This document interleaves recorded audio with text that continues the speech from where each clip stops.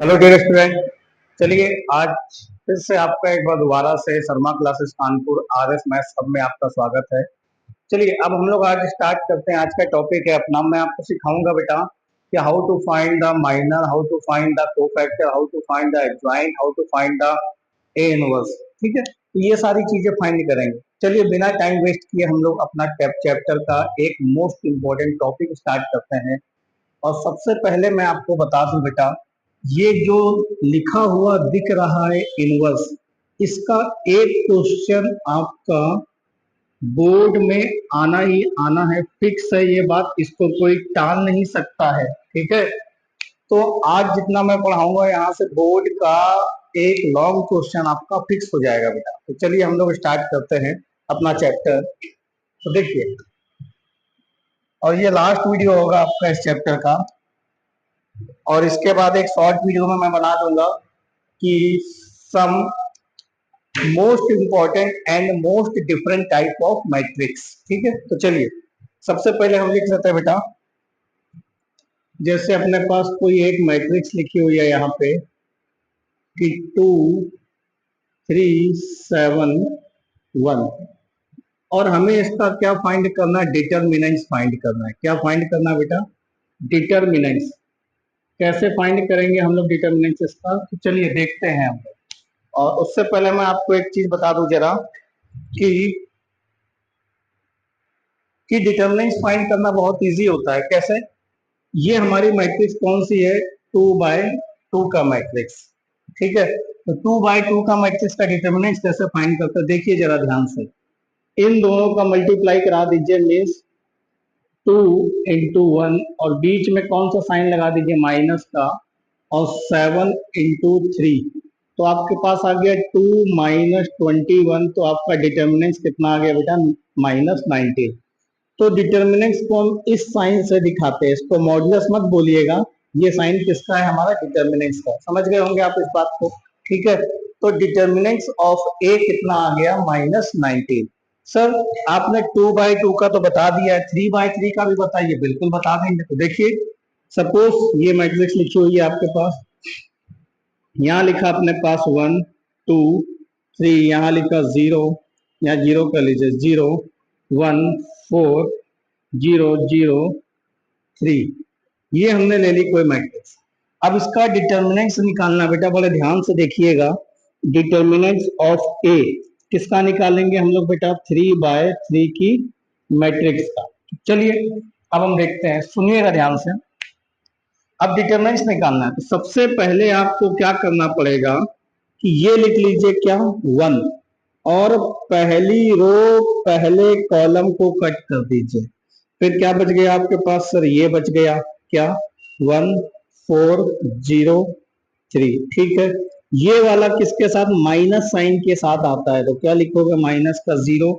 फिर हम क्या करेंगे, जैसे हमने ये लिखा, तो रो तो सेम है, पहली रो, अब दूसरे कॉलम को कट कर दीजिए। पहली रो दूसरे कॉलम को कट करेंगे बेटा, तो क्या बचेगा, 0 बच गया, 4 बच गया, 0 बच गया, 3 बच गया। समझ गए होंगे। प्लस ये देखो, यहाँ प्लस, ये माइनस, और ये प्लस, इस तरह से साइन चलता है। अब तीसरी चीज हम क्या ले लेंगे बेटा, प्लस का 3, तो पहली रो तीसरा कॉलम, पहली रो पहले से कटी है, तीसरे कॉलम को कट कर दीजिए, क्या बच गया, 0 1 और 0 0। ठीक है, अब इसको हम लोग सॉल्व कर लेते हैं। तो डिटर्मिनेंट्स ऑफ ए, 3 का 1 में मल्टीप्लाई 3, और 4 का 0 में 0 हो गया, 3 1 जा 3, और 3 का 1 में मल्टीप्लाई 3। अब 0 का अंदर किसी में भी मल्टीप्लाई कराओ, क्या 0 ही आएगा।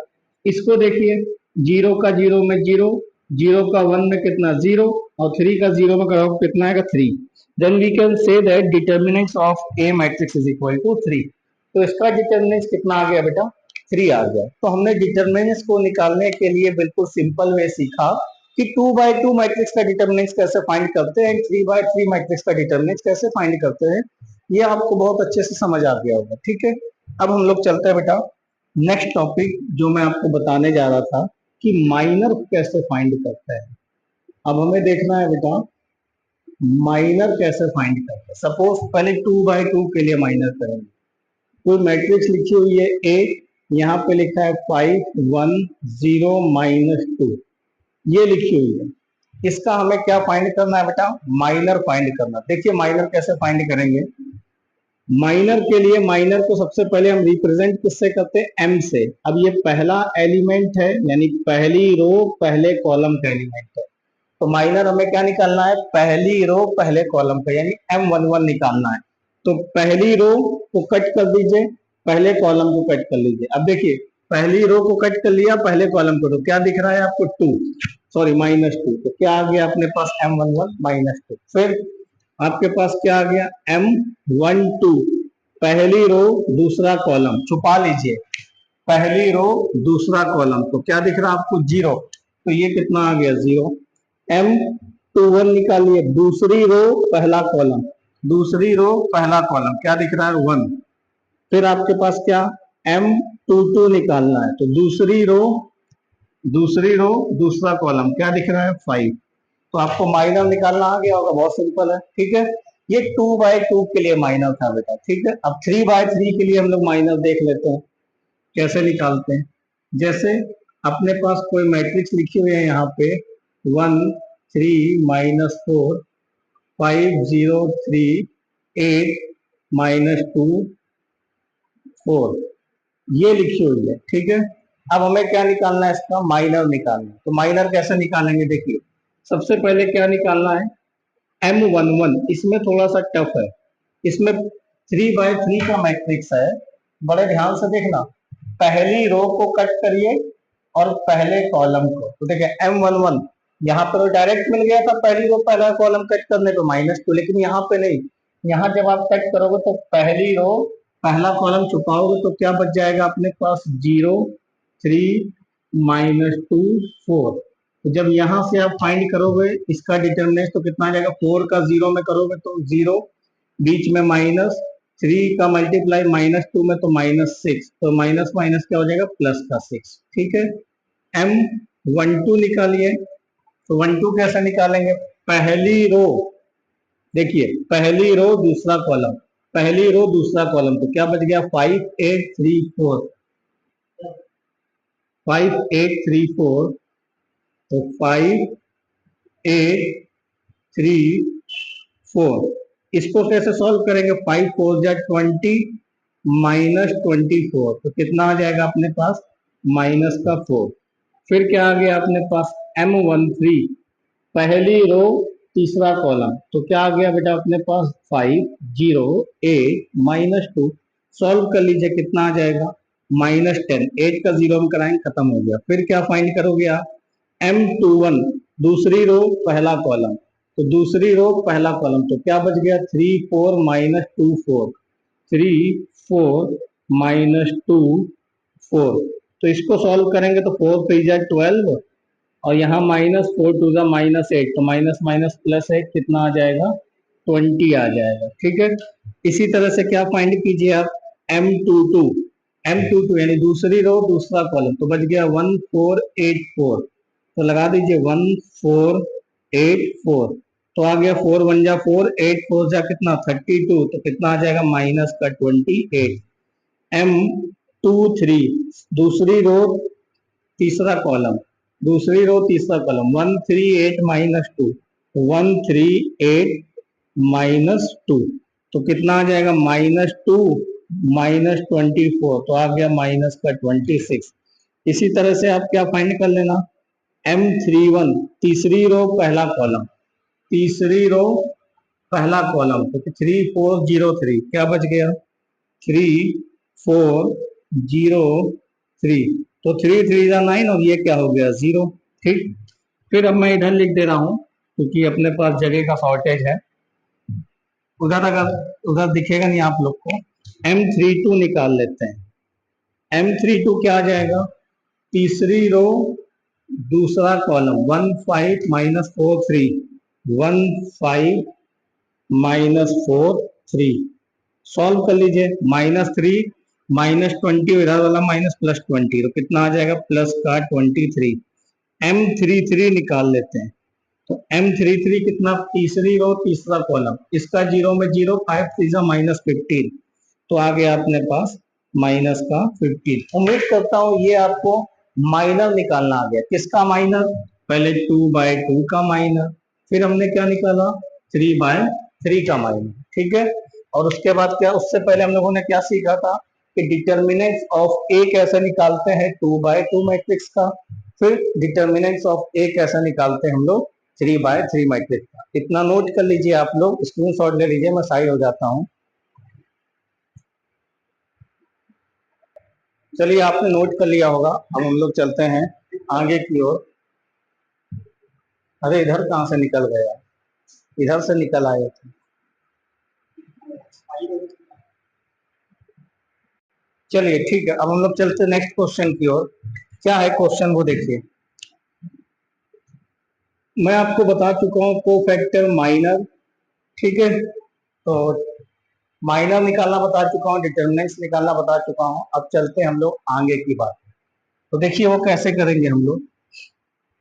जैसे अपने पास लिखा हुआ है, कोई ए मैट्रिक्स लिखी है यहाँ पे, ठीक, और यहाँ पे क्या लिखा हुआ अपने पास 2 1 0 4। तो माइनर निकालना आप सीख गए हो बेटा, 2/2 का 3/3 का। अब हम लोग चल तो सीखते हैं कि कोफैक्टर कैसे फाइंड करते हैं, हाउ टू फाइंड कोफैक्टर। तो जरा ध्यान से देखना कोफैक्टर कैसे फाइंड करेंगे। कोफैक्टर फाइंड करने के लिए आपको एक चीज याद रखनी है, सबसे पहले माइनर पता होना चाहिए। तो माइनर इसका क्या आ जाएगा M11। M11 क्या आ जाएगा, पहली रो पहला कॉलम कट करो 4 आ गया। M12 क्या आ जाएगा, पहली रो दूसरा कॉलम कट करो 0। M21 क्या आ जाएगा, दूसरी रो पहला कॉलम 1, और M22 कितना हो जाएगा, दूसरी रो दूसरा कॉलम कितना आ गया 2। तो ये आ गया अपने पास माइनर। अब कोफैक्टर कैसे आता है, इससे ये देखो, कोफैक्टर का फॉर्मूला होता है क्या, जैसे ये लिखा है, ठीक, -1 की पावर i प्लस जे, -1 की power i plus J into M11, या फिर लिख सकते हो, जनरल फॉर्म लिख रहे हो इसकी तो MIJ। बट हमें क्या निकालना है, कोफैक्टर किसका निकालना है, A11। कोफैक्टर को किससे डिनोट करते हैं, पहली रो पहला कॉलम हो गया किसका, पहले एलिमेंट का, तो इसको हम क्या बोलेंगे A11। तो देखो इसमें R की वैल्यू कितनी है, रो 1, कॉलम भी कौन सा है 1। तो यहाँ पे हम क्या रखेंगे, -1 की पावर I कितना है 1, J कितना 1, और I कितना 1, J कितना 1, यानी M11 कितना है 4। तो क्या आ गया, -1 की पावर कितना आ गया 2 इंटू 4, -1 का स्क्वायर कितना होता +1। तो A11 कितना आ गया बेटा अपने पास 4 आ गया। ठीक है, समझ गए होगे। अब हम लोग चलते हैं इसी की तरह A12 निकालते हैं। तो क्या हो जाएगा, -1 की power 1 plus 2 into M12। M12 कितना है 0, 0 का किसी मल्टीप्लाई कराओ क्या आ जाएगा 0। तो क्या आ गया अपने पास, A12 अपने पास आ गया 0। अब A13 निकालते हैं तो क्या हो जाएगा, -13 का तो यहाँ पे सवाल ही नहीं है, तो क्या निकालेंगे हम लोग 21। तो A21 -1 की पावर 2 प्लस 1, अब इंटू M21। M21 अपने पास कितना है 1, तो ये क्या हो गया, -1 की पावर 3 इंटू 1। तो माइनस की पावर अगर ऑड नंबर है तो आंसर माइनस में आएगा, तो -1 इंटू 1 कितना आ गया, -1।